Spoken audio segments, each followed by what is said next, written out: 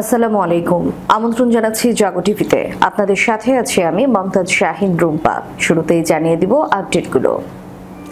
Netanyahu ও সেনাপ্রধানের তীব্র বিরোধ, মন্ত্রিসভার বৈঠকে উত্তপ্ত বাক্য বিনিময়। ইসরায়েলে 4 দফা হামলা চালালো হুথি যোদ্ধারা। ইউরোপের সিদ্ধান্তে তীব্র ক্ষুব্ধ তেহরান, যে কোনো মুহূর্তে পাল্টা পদক্ষেপ নিতে যাচ্ছে ইরান। আফগানিস্তানে ধ্বংসযজ্ঞের মধ্যেই ফের ভূমিকম্প, সাহায্য পাঠাচ্ছে বিভিন্ন দেশ। ট্রাম্পের শুল্কে টালমাটাল ভারতের অর্থনীতি, রুপির দরে সর্বনিম্ন রেকর্ড। গাজা যুদ্ধ, বিশ্ববাসীর আস্থা হারাচ্ছে ইসরায়েল, মন্তব্য ট্রাম্পের। গাজা নিয়ে বড় ঘোষণা দিল সৌদি আরব। গ্রিনল্যান্ড ইস্যুতে ট্রাম্পকে কড়া হুঁশিয়ারি ম্যাক্রোর। শুনছিলেন শিরোনাম, এবারে বিস্তারিত। নেতানিয়াহু ও সেনাপ্রধানের তীব্র বিরোধ, মন্ত্রিসভার বৈঠকে উত্তপ্ত বাক্য বিনিময়। গাজায় অভিযান জোরদার ইস্যুতে ইসরায়েলের প্রধানমন্ত্রী বেনিয়ামিন নেতানিয়াহুর সাথে উত্তপ্ত বাক্য বিনিময় হয়েছে দেশটির সেনাপ্রধান ইয়ার জামিরের। রোববার রাতে প্রায় 6 ঘন্টার দীর্ঘ মন্ত্রিসভার বৈঠকে গাজা সিটির সম্ভাব্য আক্রমণ নিয়ে ইসরায়েলি নেতাদের মধ্যে বিভাজন দেখা দিয়েছে। বৈঠকে প্রধানমন্ত্রী বেনিয়ামিন নেতানিয়াহু ও তার মন্ত্রীদের সঙ্গে সেনাপ্রধান ইয়ার জামিরের তীব্র বাকবিতণ্ডা হয়। মন্ত্রিসভার সদস্যরা গাজা সিটিতে অভিযান দ্রুত এগিয়ে নিতে চান, কিন্তু সেনাপ্রধান রাজনীতিকদের যুদ্ধবিরতির চুক্তিতে পৌঁছানোর আহ্বান জানান।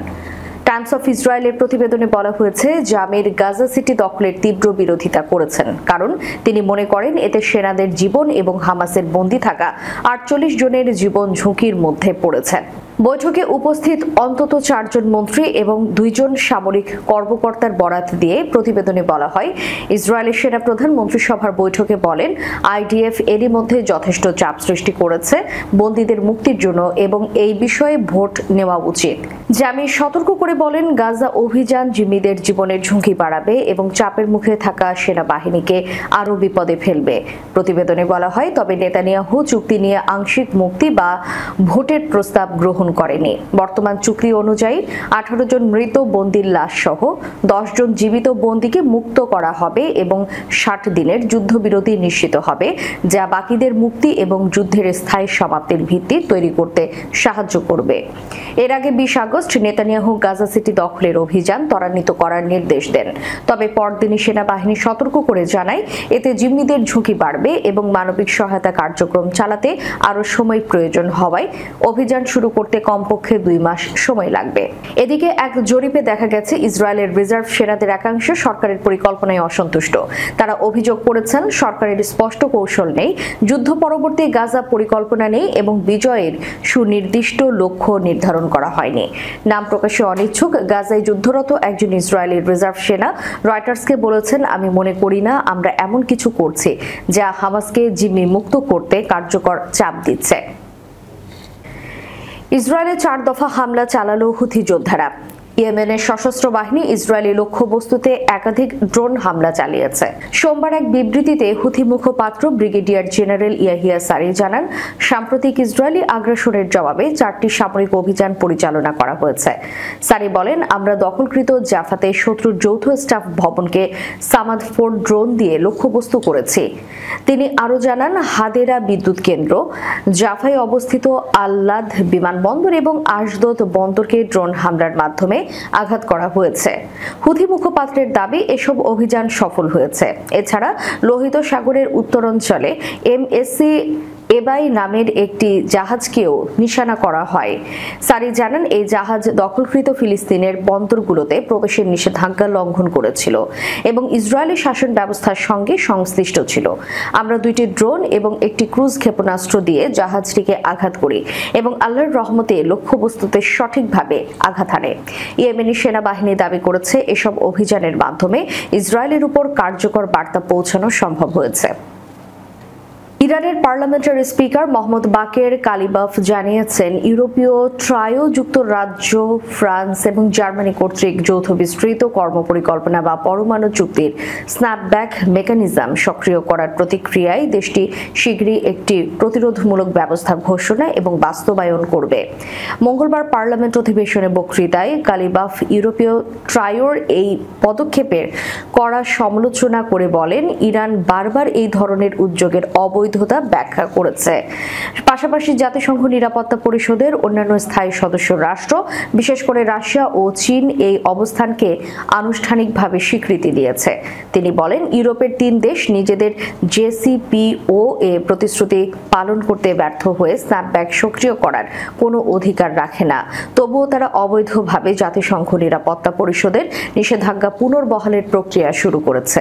সেক্ষেত্রে ইরানের জন্য প্রয়োজন একটি প্রতিরোধমূলক পদক্ষেপ নেওয়া, যাতে এসব অবৈধ ইউরোপীয় উদ্যোগের খরচ বাড়ে এবং তাদের এই সিদ্ধান্ত পরিবর্তনে বাধ্য করা যায়। এই বিষয়ে ইসলামী প্রজাতন্ত্রের ঐক্যবদ্ধ সিদ্ধান্ত খুব শিগগিরই ঘোষণা এবং কার্যকর করা হবে। সম্প্রতি নতুন এক উত্তেজনার অংশ হিসেবে ইউরোপীয় ট্রায়ো জাতিসংঘ নিরাপত্তা পরিষদে অনুষ্ঠিত চিঠি পাঠিয়ে স্ন্যাপব্যাক মেকানিজম সক্রিয় করার ঘোষণা দিয়েছে। এর মাধ্যমে ইরানের উপর আন্তর্জাতিক নিষেধাজ্ঞা পুনর্বহালের পদক্ষেপ নেওয়া হচ্ছে। 2018 সালে যুক্তরাষ্ট্রে জেসিপিওএ থেকে সরে যাওয়ার পর এটাই তেহরানের বিরুদ্ধে 3 ইউরোপীয় দেশের সবচেয়ে কঠোর পদক্ষেপ হিসেবে বিবেচিত হচ্ছে। ইরান এই পদক্ষেপকে রাজনৈতিক উদ্দেশ্য প্রণোদিত ও অবৈধ বলে প্রত্যাখ্যান করেছে। তেহরান সতর্ক করে বলেছে, ইউরোপ নিজেই যখন চুক্তির প্রতিশ্রুতি ভঙ্গ করেছে তখন তাদের স্ন্যাপব্যাক সক্রিয় করার কোনো এখতিয়ার নেই। ইরান আরও জানিয়েছে, এই ধরনের পদক্ষেপের ফলে তারা পাল্টা কঠোর প্রতিক্রিয়া জানাতে বাধ্য হবে। আন্তর্জাতিক পরমাণু শক্তি সংস্থার সঙ্গে সহযোগিতা ক্ষতিগ্রস্ত হবে এবং জাতিসংঘ নিরাপত্তা পরিষদের বিশ্বাসযোগ্যতা মারাত্মকভাবে প্রশ্নবিদ্ধ হবে।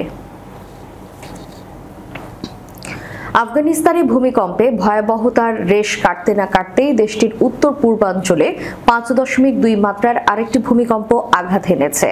মঙ্গলবার স্থানীয় সময় বিকেল 4:59 ভূমিকম্পটি অনুভূত হয়। এর উৎপত্তিস্থল ছিল জালালাবাদের উত্তর পূর্বে প্রায় 34 কিলোমিটার দূরে এবং ভূগর্ভের 10 কিলোমিটার গভীরে।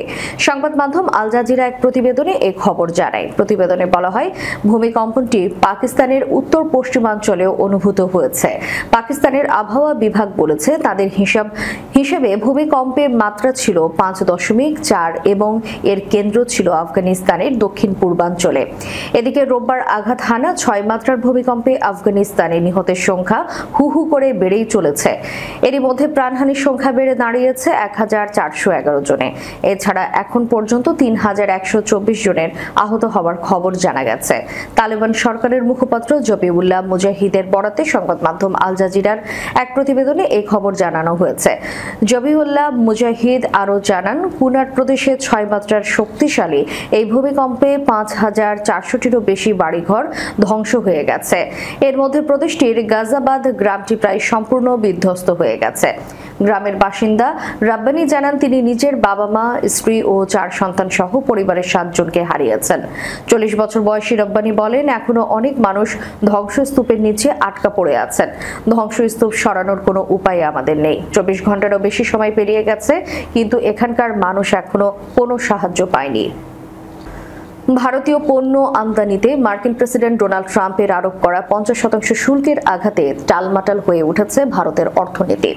নিজেদের বৃহত্তম রপ্তানি বাজার হুমকির মুখে পড়ায় তার প্রভাব পড়েছে ভারতের মুদ্রা এবং শেয়ার বাজার উভয়ের উপরে। এরই মধ্যে রেকর্ড সর্বনিম্ন পর্যায়ে নেমে গেছে ভারতীয় রুপির দর।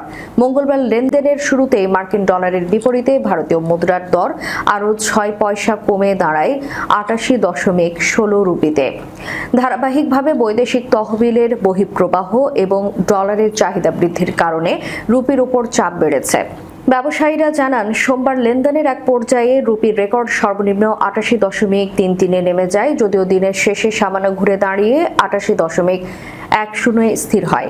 বিশ্লেষকদের মতে, যুক্তরাষ্ট্রের সর্বোচ্চ শুল্ক আরোপ ভারতীয় রপ্তানির প্রতিযোগিতামূলক শক্তি ক্ষতিগ্রস্ত করেছে। এর প্রভাব মুদ্রা ও শেয়ার বাজার দুটোর উপরেই পড়েছে। গত 3 সেশনে বিদেশি বিনিয়োগকারীরা ভারতীয় শেয়ার বাজার থেকে প্রায় $2.4 বিলিয়ন তুলে নিয়েছেন।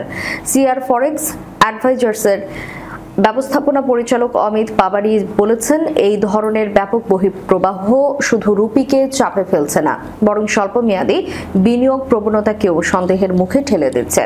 তিনি আরও জানান, রুপির জন্য 88.50 একটি বড় প্রতিরোধ সীমা আর 87.50 সমর্থন সীমা হতে পারে। তবে যুক্তরাষ্ট্রের শুল্ক সংক্রান্ত অনিশ্চয়তা কাটাতে না পারায় ঝুঁকি এখনো নিম্নমুখী।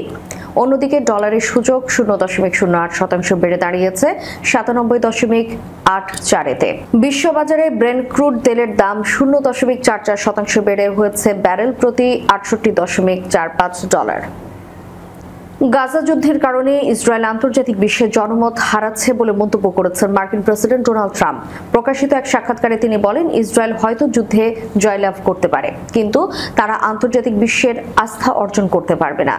গত বছর মার্কিন প্রেসিডেন্ট নির্বাচনের আগে গাজা ইস্যুতে একাধিক প্রতিশ্রুতি দিয়েছিলেন ট্রাম্প, কিন্তু জানুয়ারিতে ক্ষমতায় ফিরে তার কোনো কিছুই তিনি বাস্তবায়ন করেনি। সম্প্রতি ট্রাম্প জোর দিয়ে বলেন, ইসরায়েলের উচিত এই যুদ্ধ শেষ করা। ওয়াশিংটন ভিত্তিক সংবাদ এবং মতামতের ওয়েবসাইট দ্য ডেইলি কলারকে তিনি বলেছেন, এই যুদ্ধ শেষ করতেই হবে, কারণ এটি ইসরায়েলের ক্ষতি করছে। যদিও ট্রাম্প ইসরায়েলের গাজা সিটি দখল পরিকল্পনাকেও সমর্থন করেছেন, বলেন, হামাসকে ধ্বংস না করলে জিম্মিদের মুক্তি সম্ভব নয়। ইসরায়েলি প্রতিরক্ষা বাহিনী জানিয়েছে, তাদের পরিকল্পিত গাজা সিটিতে অভিযানের সময় লাগাতে পারে 4 থেকে 5 মাস। এরপর মধ্য গাজার শরণার্থী শিবিরেও অভিযান চালানোর ইঙ্গিত দিয়েছেন দেশটির প্রধানমন্ত্রী নেতানিয়াহু। সাক্ষাৎকারে ট্রাম্পকে প্রশ্ন করা হয়েছিল, ইসরায়েলের প্রতি সমর্থন কমে যাওয়ার বিষয়টি নিয়ে তিনি উদ্বিগ্ন কিনা রিপাবলিকানদের মধ্যেও যার প্রভাব দেখা যাচ্ছে। জবাবে তিনি বলেন, আমি সেটা জানি। এরপর তিনি ইসরায়েল থেকে ভালো সমর্থন পাওয়ায় বিষয়টি উল্লেখ করেন। পাশাপাশি তিনি ইহুদি রাষ্ট্রের জন্য যে পদক্ষেপ নিয়েছে সেই বিষয়টিও তুলে ধরেন। সৌদি আরবের মন্ত্রিসভা গাজার মানবিক সংকট সমাধান এবং যুদ্ধবিরতি প্রতিষ্ঠায় তাদের কূটনৈতিক প্রচেষ্টা জোরদার করার ঘোষণা দিয়েছে। মঙ্গলবার অনুষ্ঠিত বৈঠকে যুদ্ধবিরতি নিশ্চিত করা, ত্রাণ ও সহায়তা পৌঁছে দেওয়া এবং দ্বিরাষ্ট্র সমাধান বাস্তবায়ন নিয়ে আলোচনা হয়। প্রিন্স মোহাম্মদ বিন সালমানের সভাপতিত্বে অনুষ্ঠিত এই বৈঠকে রাশিয়ার প্রেসিডেন্ট ভ্লাদিমির পুতিনের পাঠানো বার্তা এবং ফিলিস্তিনের ভাইস প্রেসিডেন্ট হুসেইন আল শেখের সঙ্গে বৈঠকের বিষয়েও আলোচিত হয়। তথ্যমন্ত্রী সালমান বিন ইউসুফ আল দেসারি সৌদি প্রেস এজেন্সিকে জানান, মন্ত্রিসভা অধিকৃত ফিলিস্তিনি ভূখণ্ডের সর্বশেষ পরিস্থিতি পর্যালোচনা করেছে এবং সৌদি আরব ও ইটালির পররাষ্ট্রমন্ত্রীদের যৌথ বিবৃতির গুরুত্ব পুনর্ব্যক্ত করেছে। ওই বিবৃতিতে গাজায় অবিলম্বে যুদ্ধবিরতির আহ্বান জানানো হয়, দ্বিরাষ্ট্র সমাধান ব্যাহত করে এমন পদক্ষেপের নিন্দা করা হয় এবং মধ্যপ্রাচ্যে ন্যায়সঙ্গত ও স্থায়ী শান্তি প্রতিষ্ঠায় দুই দেশের অঙ্গীকার পুনর্ব্যক্ত করা হয়। ফিলিস্তিনকে রাষ্ট্র হিসেবে স্বীকৃতি দেওয়ার সিদ্ধান্তে যেমন মার্কিন প্রশাসনের সঙ্গে বিরোধে জড়িয়েছিলেন, এবার গ্রিনল্যান্ড প্রসঙ্গেও ডোনাল্ড ট্রাম্পের বিপক্ষে অবস্থান নিলেন ফরাসি প্রেসিডেন্ট ইমানুয়েল ম্যাক্রো। ট্রাম্পের দখল হুমকির কড়া সমালোচনা করে তিনি বলেছেন, মিত্ররা এভাবে আচরণ করে না। রোববার গ্রিনল্যান্ডের রাজধানী নুকে পৌঁছান ম্যাক্রো ও সফরের মধ্য দিয়ে ট্রাম্পের মন্তব্যের পর গ্রিনল্যান্ড সফর করা প্রথম বিদেশি রাষ্ট্রপ্রধান হয়ে উঠলেন তিনি। ডেনমার্কের স্বায়ত্তশাসিত এই অঞ্চলের অখণ্ডতা রক্ষায় ফ্রান্স এবং ইউরোপীয় ইউনিয়নের পক্ষ থেকে দৃঢ় সমর্থনের আশ্বাস দেন ম্যাক্রো। তবে ডেনমার্ক সরকার তা প্রত্যাখ্যান করে জানায়, গ্রিনল্যান্ড বিক্রির জন্য নয়। এরপরও ট্রাম্প ওই অঞ্চলে প্রভাব বিস্তারের চেষ্টা চালিয়ে যাচ্ছেন। আর্কটিক এবং আটলান্টিকের সংযোগ স্থলে অবস্থিত গ্রিনল্যান্ড ভূরাজনৈতিকভাবে যেমন গুরুত্বপূর্ণ, তেমনি এর বরফের নিচে লুকিয়ে আছে বিপুল খনিজ সম্পদ, rare earth minerals, lithium, cobalt, copper, nickel ও ইউরেনিয়াম, যা আধুনিক প্রযুক্তি, বৈদ্যুতিক গাড়ির ব্যাটারি এবং সামরিক সরঞ্জাম তৈরির জন্য অপরিহার্য। বর্তমানে এসব খনিজের বেশিরভাগই চীনের নিয়ন্ত্রণে। ফলে গ্রিনল্যান্ডের উপর নিয়ন্ত্রণ প্রতিষ্ঠা করতে পারলে যুক্তরাষ্ট্র চীনের উপর নির্ভরতা কমাতে পারবে। শুধু খনিজ সম্পদ নয়, সামরিকভাবেও গ্রিনল্যান্ডের গুরুত্ব অনেক। উত্তর আমেরিকা ও ইউরোপের মাঝামাঝি অবস্থান করায় রাশিয়া ও চীনের কার্যক্রম পর্যবেক্ষণের জন্য এই অঞ্চল কৌশলগতভাবে সুবিধা দেবে আমেরিকাকে। ইতোমধ্যে ডেনমার্ক $2 বিলিয়ন সামরিক পরিকল্পনা ঘোষণা করেছে। ন্যাটো নরওয়ের আর্কটিক সার্কেলে নতুন এয়ার অপারেশন সেন্টার স্থাপনের উদ্যোগ নিয়েছে এবং রাশিয়াও সেখানে উপস্থিতি বাড়াতে তৎপর। ফলে গ্রিনল্যান্ডকে ঘিরে এক নতুন ভূরাজনৈতিক প্রতিদ্বন্দ্বিতা শুরু হয়েছে, যাকে অনেকেই নতুন গ্রেট গেম বলে আখ্যায়িত করেছেন। শেষ করার পূর্বে সংবাদ শিরোনামগুলো জানিয়ে দিব আরও একবার। নেতানিয়াহু ও সেনাপ্রধানের তীব্র বিরোধ, মন্ত্রিসভার বৈঠকে উত্তপ্ত বাক্য বিনিময়। ইসরায়েলে 4 দফা হামলা চালালো হুথি যোদ্ধারা। ইউরোপের সিদ্ধান্তে তীব্র ক্ষুব্ধ তেহরান, যে কোনো মুহূর্তে পাল্টা পদক্ষেপ নিতে যাচ্ছে ইরান। আফগানিস্তানে ধ্বংসযজ্ঞের মধ্যেই ফের ভূমিকম্প, সাহায্য পাঠাচ্ছে বিভিন্ন দেশ। ট্রাম্পের শুল্কে টালমাটাল ভারতের অর্থনীতি, রুপির দরে সর্বনিম্ন রেকর্ড। গাজা যুদ্ধ, বিশ্ববাসীর আস্থা হারাচ্ছে ইসরায়েল, মন্তব্য ট্রাম্পের। গাজা নিয়ে বড় ঘোষণা দিল সৌদি আরব। গ্রিনল্যান্ড ইস্যুতে ট্রাম্পকে কড়া হুঁশিয়ারি ম্যাক্রোর। এতক্ষণ আমাদের সাথে থাকার জন্য ধন্যবাদ। আল্লাহ হাফেজ।